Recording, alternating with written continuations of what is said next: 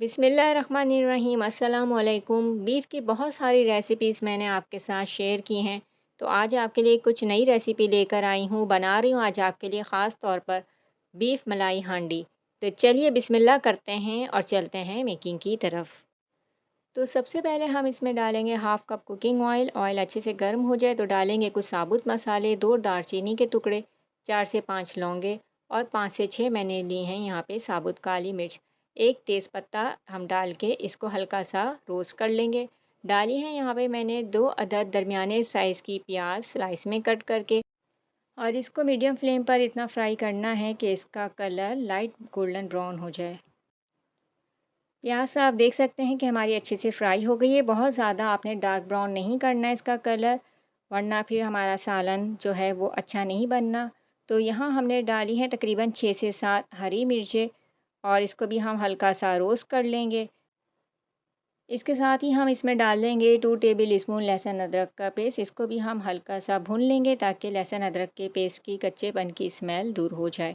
इस रेसिपी को मैं बना रही हूँ बीफ में। आप चाहें तो सेम रेसिपी मटन में भी बना सकते हैं, सेम इंग्रेडिएंट्स के साथ। बहुत ही लाजवाब और ज़बरदस्त रेसिपी ये बनती है। तो 1 किलो मैंने बीफ का गोश्त लिया है यहाँ पे, और ये मैंने ली है सिर्फ बोटियाँ। आप चाहें तो मिक्स इस्तेमाल कर सकते हैं, यानी कि इसमें कुछ बोन्स का इस्तेमाल भी कर सकते हैं। लेकिन चूँकि ये मैं बना रही हूँ बीफ मलाई हांडी, तो ये रेसिपी खाली बोटियों के साथ ही ज़्यादा अच्छी लगती है।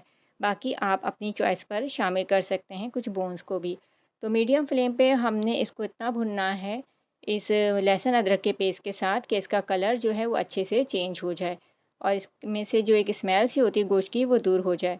अब डालेंगे हम कुछ मसाले। 1 टीस्पून नमक डाला है, 2 टेबल स्पून हमने डाला है धनिया पाउडर, साथ ही इसमें भुना कुटा ज़ीरा पाउडर जाएगा 1 टीस्पून, और इसमें जाएगी लाल मिर्च पाउडर 1 टीस्पून। साथ ही यहाँ पे मैंने कुटी मिर्च डाली है 1 टीस्पून, लाल कुटी मिर्च थी ये। और इसमें अब हम डालेंगे काली मिर्च पाउडर हाफ़ टीस्पून। मसालों को अच्छे तरीके से हम मिक्स करने के बाद थोड़ा सा भून लेंगे 1 से 2 मिनट मीडियम फ्लेम पर ही। साथ ही इसमें अब हम डाल देंगे पानी। चूँकि ये मैं प्रेशर कुकर में नहीं पका रही हूँ, नॉर्मल बर्तन में बना रही हूँ, तो पानी आप अपने हिसाब से एडजस्ट कीजिएगा। मैंने 2 गिलास पानी डाला है। कवर कर देंगे, इसको मीडियम फ्लेम पर पकने के लिए रखेंगे, और इतना पकाना है कि हमारा ये गोश्त जो है वो गल जाए। तो सेम रेसिपी आप प्रेशर कुकर में भी बना सकते हैं। तो यहाँ पे आप देख सकते हैं कि गोश्त जब हमारा अच्छे से ये गल चुका है और पानी भी अच्छा खासा रिड्यूस हो चुका है, तो इसमें हम डालेंगे टमाटर प्योरी। 2 से 3 मैंने टमाटर लेके, और साथ ही इसमें मैंने 2 हरी मिर्चों को भी साथ ही पीस लिया था। तो अच्छे से ग्राइंड करके इसकी प्योरी बना के हम इसमें डालेंगे। दोबारा से इसको हम कवर करेंगे, मीडियम फ्लेम पे पकने के रखेंगे। तकरीबन 8 से 10 मिनट में ही आप देख सकते हैं कि ये ऑयल सेपरेट नज़र आ रहा है, और भुनाई हमारी बहुत शानदार सी हो चुकी है। इस पॉइंट पे हम डाल देंगे दही, जो कि मैंने ली है आधा किलो, और इसको मैंने फेंट के डाला है। तो इसको हम पहले अच्छे से मिक्स कर लेंगे। मीडियम फ्लेम पर ही हम इसको पकने के लिए रखेंगे, इतना कि दही का पानी खुश्क हो जाए और ऑयल सेपरेट नज़र आने लगे। तो तकरीबन 8 से 10 मिनट बाद मैंने इसको चेक कर लिया है, तो आप देख सकते हैं कि ऑयल सेपरेट हो चुका है इसका, और दही का पानी भी खुश्क हो चुका है। तो कितनी शानदार इसकी भुनाई हो चुकी है। इस पॉइंट पर हम डालेंगे फ्रेश क्रीम। हाफ़ कप मैं यहाँ इस्तेमाल कर रही हूँ। आप चाहें तो घर की मलाई का इस्तेमाल भी कर सकते हैं, लेकिन ये मैंने बाज़ार की फ़्रेश क्रीम का इस्तेमाल किया है। अच्छे तरीके से इसको हम मिक्स कर लेंगे। गोश्त चूँकि पहले ही पक चुका है, तो अब इसको ज़्यादा नहीं पकाना, सिर्फ 4 से 5 मिनट आपने लो फ्लेम पे रखना है। साथ ही इसमें हम डाल देंगे बारीक कटा हरा धनिया और बारीक कटी अदरक, जायका और खुशबू बढ़ाने के लिए।